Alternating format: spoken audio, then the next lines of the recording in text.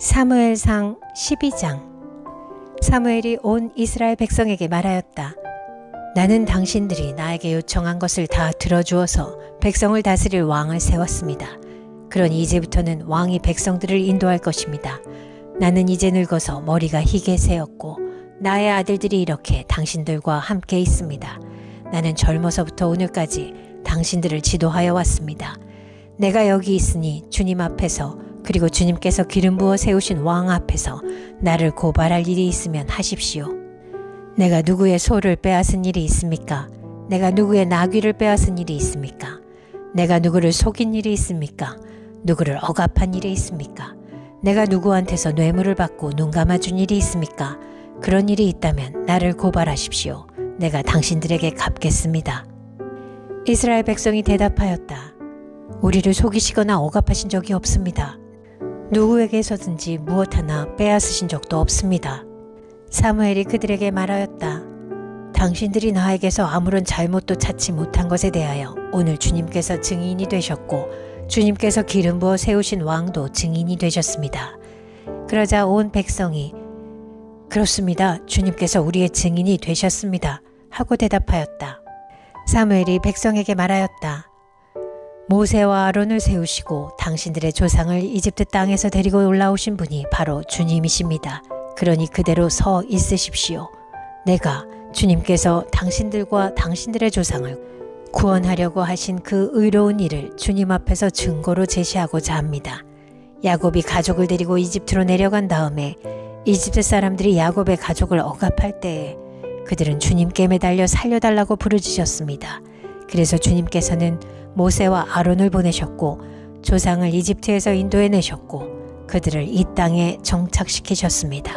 그런데도 백성은 주 그들의 하나님을 잊어버리고 말았습니다. 그래서 주님께서는 조상들을 블레셋 사람과 모압 왕과 하솔 왕 군사령관인 시스라에게 넘기시고 우리 조상들을 쳐서 정복하게 하셨습니다. 조상들은 주님께 살려달라고 부르짖으면서 우리는 주님을 버리고 바알 신들과 아스타롯 여신들을 섬기는 죄를 지었습니다. 이제 원수들에게서 우리를 건져주시기 바랍니다. 그러면 우리가 주님만을 섬기겠습니다. 하고 호소하였습니다. 주님께서 이 호소를 들으시고 여룻바알과 베단과 입다와 나 사무엘을 보내셔서 사방으로 에워싼 원수들에게서 우리를 건져주셔서 안전하게 살 수 있도록 하셨습니다. 그런데도 암몬 왕 나하스가 우리를 치러 오자 주 하나님이 우리 왕인데도 그것을 보았을 때에 당신들은 안 되겠습니다. 우리를 다스릴 왕이 꼭 있어야 하겠습니다. 하고 나에게 말하였습니다. 이제 당신들이 뽑은 왕, 당신들이 요구한 왕이 여기에 있습니다. 주님께서 주신 왕이 여기에 있습니다. 만일 당신들이 주님을 두려워하여 그분만을 섬기며 그분에게 순종하여 주님의 명령을 거역하지 않으며 당신들이나 당신들을 다스리는 왕이 다 같이 주 하나님을 따라 산다면 모든 일이 잘 될 것입니다. 그러나 주님께 순종하지 않고 주님의 명령을 거역한다면 주님께서 손을 들어 조상들을 치신 것처럼 당신들을 쳐서 멸망시키실 것입니다. 당신들은 그대로 서서 주님께서 이제 곧 하실 큰 일을 눈으로 직접 보십시오. 지금은 밀을 거두어 드리는 때가 아닙니까? 그렇더라도 내가 주님께 아뢰면 주님께서 천둥을 일으키시고 비를 내리실 것입니다. 그러면 왕을 요구한 것이 주님께서 보시기에 얼마나 큰 죄악이었는지를 밝히 알게 될 것입니다. 사무엘이 주님께 아뢰니 바로 그날로 주님께서 천둥을 보내시고 비를 내리셨다. 온 백성이 주님과 사무엘을 매우 두려워하였다.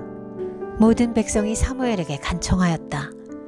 종들을 생각하시고 주 하나님께 기도하셔서 우리가 죽지 않게 해주십시오.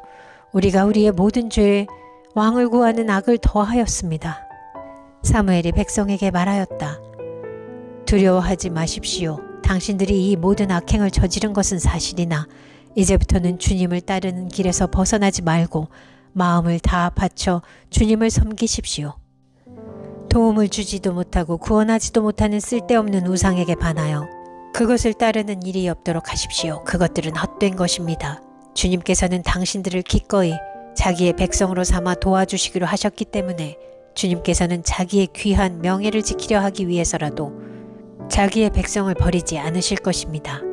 나는 당신들이 잘 되도록 기도할 것입니다.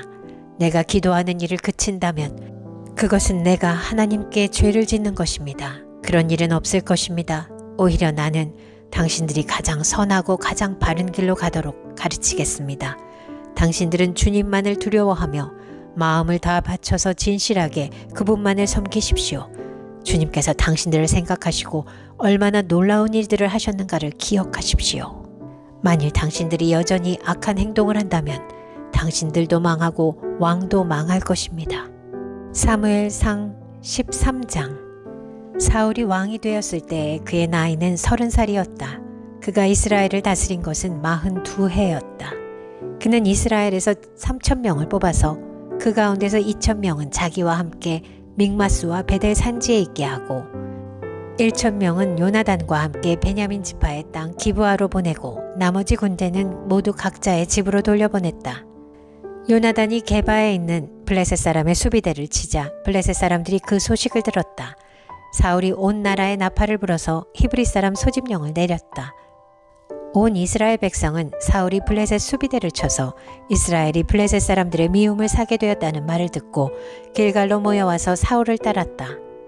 블레셋 사람들도 사울과 싸우려고 모였는데 병거가 3만에다가 기마가 6천이나 되었고 보병은 바닷가의 모래알처럼 많아서 셀 수가 없었다. 블레셋 군대는 베다웬의 동쪽 믹마스로 올라와서 진을 쳤다. 이스라엘 사람들은 자기들이 위급하게 되었다는 것과 군대가 포위되었다는 것을 알고는 저마다 굴이나 숲이나 바위 틈이나 구덩이나 웅덩이 속으로 기어들어가 숨었다. 히브리 사람들 가운데서 더러는 요단강을 건너 갓과 길르앗 지역으로 달아났다. 사울은 그대로 길갈에 남아있었고 그를 따르는 군인들은 모두 떨고 있었다. 사울은 사무엘의 말대로 이랫동안 사무엘을 기다렸으나 그는 길갈로 오지 않았다. 그러자 백성은 사울에게서 떠나 흩어지기 시작하였다. 사울은 사람들을 시켜 번제물과 화목제물을 가지고 오라고 한 다음에 자신이 직접 번제를 올렸다. 사울이 막 번제를 올리고 나자 사무엘이 도착하였다. 사울이 나가 그를 맞으며 인사를 드리니 사무엘이 꾸짖었다. 임금님이 어찌하여 이런 일을 하셨습니까? 사울이 대답하였다. 백성은 나에게서 떠나 흩어지고 제사장께서는 약속한 날짜에 오시지도 않고 블레셋 사람은 믹마스에 모여들고 있었습니다. 이러다가는 제가 주님께 은혜를 구하기도 전에 블레셋 사람이 길갈로 내려와서 칠 것 같은 생각이 들어서 할 수 없이 번제를 드렸습니다. 사무엘이 사울에게 말하였다. 해서는 안 될 일을 하셨습니다. 주 하나님이 명하신 것을 임금님이 지키지 않으셨습니다. 명령을 어기지 않으셨더라면 임금님과 임금님의 자손이 언제까지나 이스라엘을 다스리도록 주님께서 영원토록 굳게 세워주셨을 것입니다. 그러나 이제는 임금님의 왕조가 더 이상 계속되지 못할 것입니다. 주님께서 임금님께 명하신 것을 임금님이 지키지 않으셨기 때문에 주님께서는 달리 마음에 맞는 사람을 찾아서 그를 당신의 백성을 다스릴 영도자로 세우셨습니다.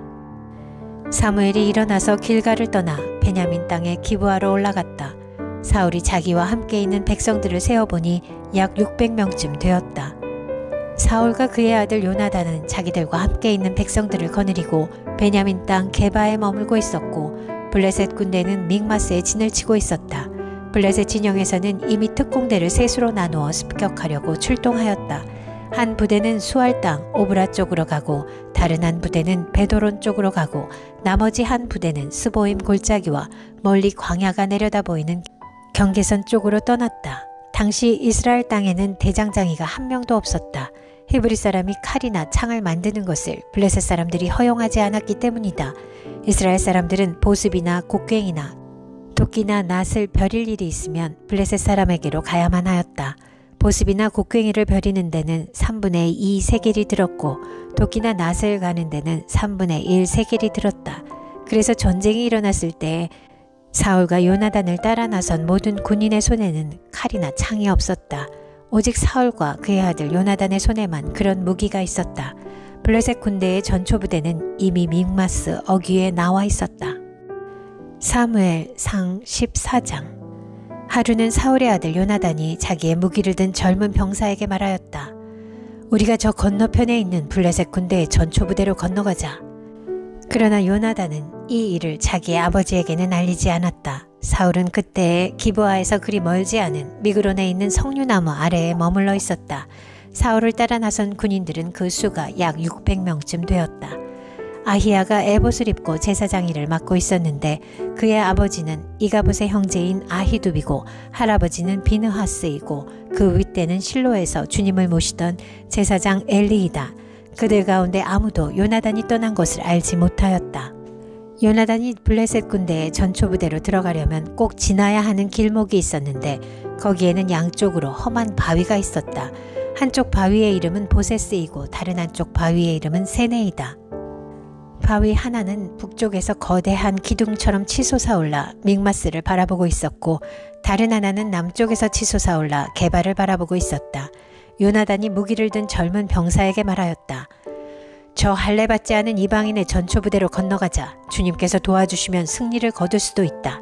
주님께서 허락하시는 승리는 군대의 수가 많고 적음에 달려있지 않다. 그의 무기를 든 병사가 대답하였다. 무엇이든 하시고자 하는 대로 하십시오. 무엇을 하시든지 그대로 따르겠습니다. 요나단이 말하였다. 우리가 저 사람들에게로 건너가서 그들에게 우리를 드러내 보이자. 그때 그들이 우리에게 꼼짝 말고 서서 자기들이 올 때까지 기다리라고 하면 우리는 올라가지 않고 있던 그 자리에 그대로 선다. 그러나 그들이 우리를 자기들에게로 올라오라고 하면 우리는 올라간다. 이것을 주님께서 그들을 우리에게 넘겨주셨다는 징조로 알자. 그 두 사람이 블레셋 사람의 전초부대에서 자기들을 드러내 보이니 블레셋 군인들이 소리쳤다. 저기 보아라. 히브리 사람들이 그 숨어있는 굴에서 나온다. 전초부대의 군인들이 요나단과 그의 무기를 든 병사에게 소리쳤다. 이리로 올라오너라. 너희에게 보여줄 것이 있다. 요나단이 자기의 무기를 든 병사를 돌아보며 말하였다. 너는 나를 따라 올라오너라. 주님께서 그들을 이스라엘의 손에 넘겨주셨다. 요나단이 손과 발로 기어 올라갔고 그의 무기를 든 병사도 그 뒤를 따라가면서 닥치는 대로 쳐 죽였다. 이렇게 요나단이 자기의 무기를 든 병사와 함께 겨릿소 한 쌍이 반나절에 갈아 엎을 만한 들판에서 처음으로 쳐 죽인 사람은 20명쯤 되었다. 이때 블레셋 군인들은 진 안에 있는 군인들이나 싸움터에 있는 군인들이나 전초부대의 군인들이나 특공대의 군인들이나 모두가 공포에 떨고 있었다. 땅마저 흔들렸다. 하나님이 보내신 크나큰 공포가 그들을 휘감았다. 베냐민 지역의 기브아에서 망을 보는 사울의 파수꾼들이 건너다 보니 수많은 블레셋 군인들이 아우성을 치며 이리저리 몰려다니고 있었다. 그러자 사울이 자기와 함께 있는 군인들에게 명령하였다. 우리 가운데서 누가 빠져나갔는지 조사하여 밝혀내어라. 사람들이 조사하여 보니 요나단과 그의 무기를 드는 병사가 없었다. 그러자 사울은 아히야에게 하나님의 궤를 가지고 오라고 말하였다. 그때에는 하나님의 궤가 이스라엘 자손과 함께 있었다. 사울이 제사장에게 말을 하고 있는 동안에 블레셋 진영에서 일어난 아우성 소리가 점점 더 크게 들려왔다. 그래서 사울은 제사장에게 궤를 가지고 오지 말라고 하였다. 사울과 그를 따르는 온 백성이 함께 함성을 지르며 싸움터로 달려가 보니 블레셋 군인들이 칼을 뽑아들고 저희끼리 서로 정신없이 쳐 죽이고 있었다. 블레셋 사람들 편을 들어 싸움터에까지 나왔던 히브리 사람들도 이제는 돌이켜서 사울과 요나단이 지휘하는 이스라엘 편이 되었다.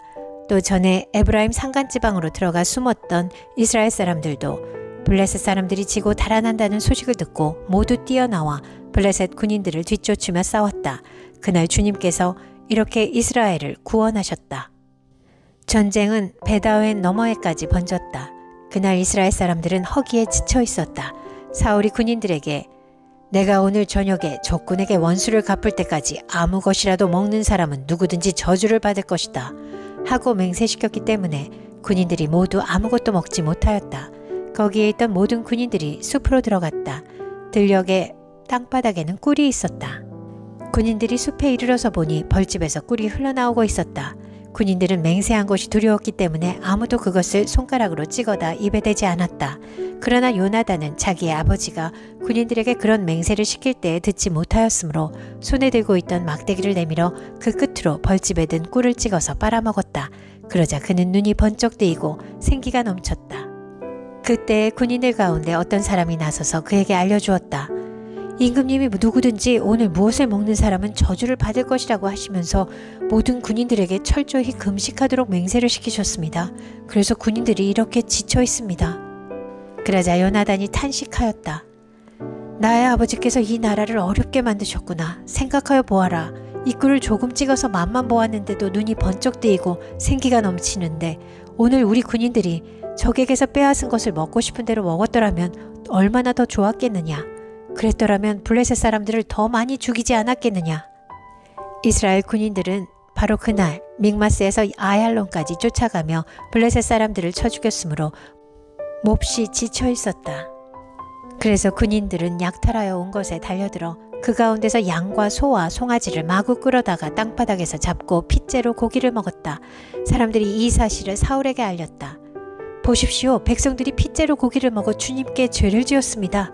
사울이 말하였다. 당신들은 하나님을 배신하였소. 큰 돌 하나를 여기 나 있는 곳으로 굴려오시오.